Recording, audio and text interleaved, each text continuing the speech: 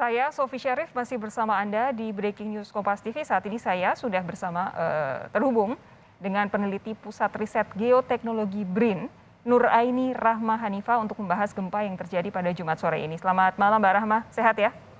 Selamat malam Mbak Sofi, alhamdulillah sehat. Mbak Rahma, bolehkah kami diberi penjelasan apa yang Anda cermati terkait gempa magnitudo 6,6 yang terjadi di Banten hingga terasa sampai ke berbagai wilayah khususnya di Jabodetabek? Iya, terima kasih Mbak. Jadi memang gempa di wilayah Banten ini di ujung kulon terjadi pada wilayah yang kami teliti di wilayah seismic gap, yaitu wilayah yang memang mengalami kekosongan seismisitas. Dan wilayah ini sangat aktif dalam beberapa tahun terakhir, tadi sudah kita dengar juga dari BMKG, dan potensi yang terjadi tadi berada di kedalaman 40 km, yaitu di sekitar wilayah megatrust atau zona subduksi, sehingga spektrum goncangannya terasa cukup luas di area Jawa Barat, tidak hanya teman-teman di ujung kulon dan Lebak saja yang merasakan, tapi juga sampai ke Bandung dan juga ke Jakarta.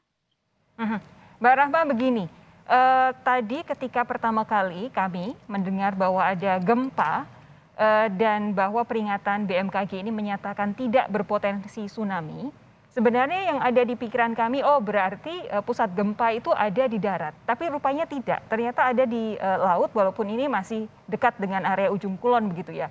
Apa yang membedakan antara gempa saat ini dengan gempa pada tahun 2019 lalu, karena lokasinya sama, tetapi waktu itu sampai terjadi tsunami dan saat ini tidak? Iya, terima kasih. Jadi memang ada beberapa kriteria untuk gempa bisa memicu tsunami. Untuk yang gempa tadi, gempanya dengan magnitudo 6,6, biasanya peringatan dini tsunami itu akan keluar tergantung dari kedalamannya dan juga lokasinya. Untuk yang tadi mungkin karena magnitudonya tidak terlalu besar ya dibandingkan dengan yang waktu bulan Agustus, di mana estimasi awalnya magnitudo 7,0 dan stabilnya di 6,9. Untuk gempa yang memicu tsunami biasanya memang bersumber dari laut, khususnya di zona megatrust, tetapi juga dia bisa bersumber dari sumber-sumber yang lebih dekat ya, seperti yang terjadi di Palu misalkan, dan gempanya juga perlu cukup besar.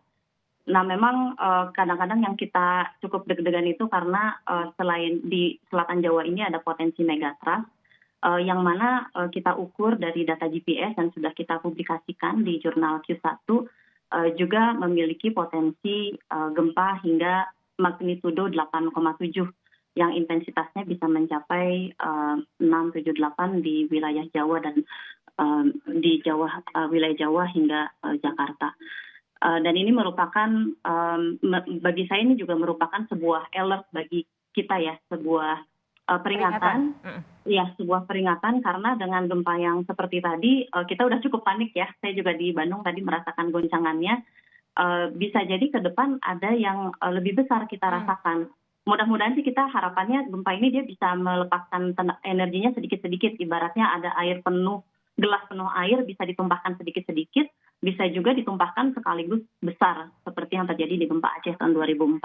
Nah ini kita melihat bahwa kualitas bangunan di kita itu perlu ditingkatkan lagi sehingga bisa lebih kuat terhadap goncangan gempa, dan juga kita menjadi sebuah peringatan juga, kita harus memahami tempat-tempat evakuasi. Kalau misalkan gempanya terjadi lebih besar, tentunya dia akan memicu peringatan dini tsunami dan kita harus memahami akan melakukan evakuasi ke daerah mana, juga bagaimana rencana dengan keluarga kita.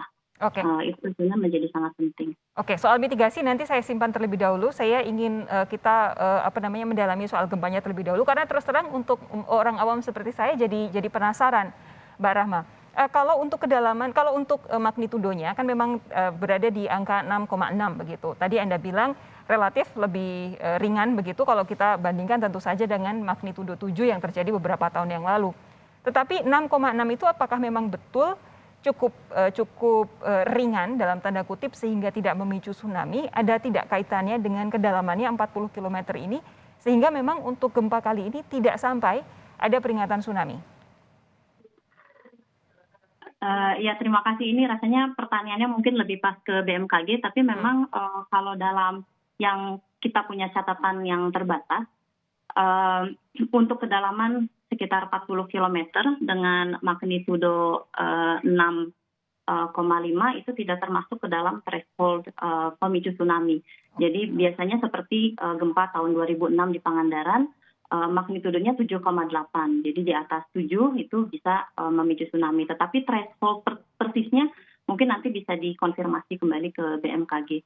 Hanya dalam catatan kita memang kalau magnitudo 6,5 dengan kedalaman 40 kilometer, kemungkinan memicu tsunami-nya, nah itu, ini juga tadi kita sempat diskusikan ya, karena apakah kemudian sebenarnya ada gelombang tsunami yang kecil yang kemudian kita pantau, itu tentunya kita perlu didukung oleh data-data tide gauge yang lebih rapat yang berada di wilayah ujung kulon ini. Jadi memang kalau kita punya keterbatasan alat, alatnya ada nggak tapi itu untuk mencatat data-data itu? Alatnya ada, tetapi terbatas ya Mbak.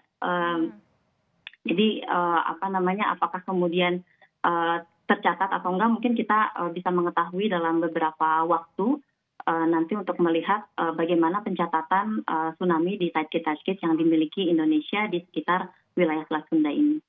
Oke, tapi kalau dari teman-teman di Geoteknologi BRIN, apa catatan Mbak Rahma dan juga teman-teman soal sejarah gempa di Selat Sunda, Banten? Karena kita tahu bahwa memang itu kan dilewati megatrust ya.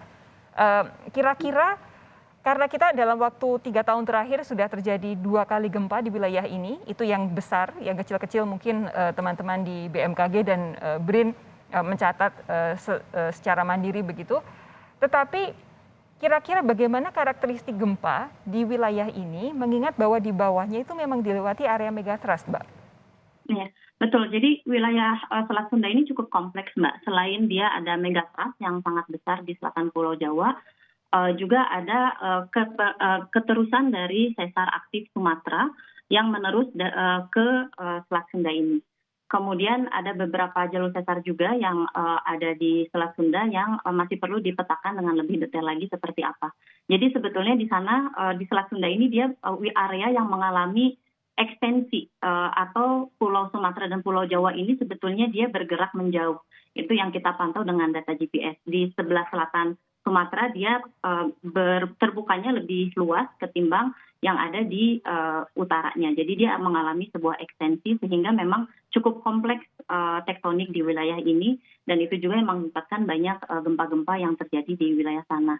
Untuk megatrustnya sendiri bidangnya juga sangat besar, sudah kita petakan bersama dengan Pusat Studi Gempa Nasional juga, dan potensi energi yang terakumulasi di sana itu mencapai 8,7 yang kita amati dari data GPS, juga data seismik, dan saat ini kita mengkonfirmasi dengan data paleo tsunami yang apabila seluruh Jawa itu pecah sekaligus, itu bisa mencapai magnitudo 9. Oke, sebentar Mbak, tadi 8,7 itu apa ya? Magnitudo gempa yang mungkin terjadi di selatan Jawa di masa depan. Baik, oke. Ini kita mau tidak mau memang harus mengakui bahwa Indonesia itu memang berada di wilayah yang rawan gempa, apalagi ada megatrust, sehingga sebenarnya untuk bencana seperti ini mitigasilah yang jadi kunci utama. Saya akan nanti membahas mengenai mitigasi bersama Mbak Rahma sesaat lagi. Saudara tetap bersama kami. Breaking News Kompas TV akan segera kembali.